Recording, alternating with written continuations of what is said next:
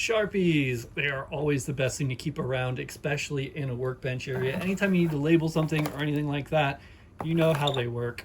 I get the 6-pack, there's 2 of each, and just to give you an idea of each one, how it looks, this is going to be the pen style.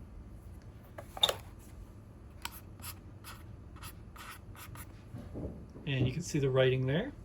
It's going to be your thinner one, thinner. And you got your little thicker one.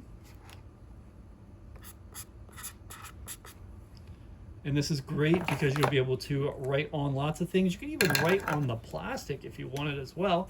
Then you have your real thick one, which is the ones that I like.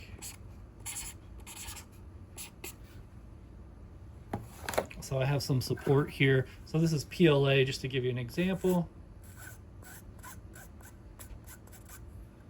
So like say this was an eye, you could put like a dot in the middle, for example. I don't know if I would stick with these for that use, but it is just something else you could use it for. Mainly to label the boxes that have coatings and things like that. You can't get past this writes on them. So definitely do recommend them.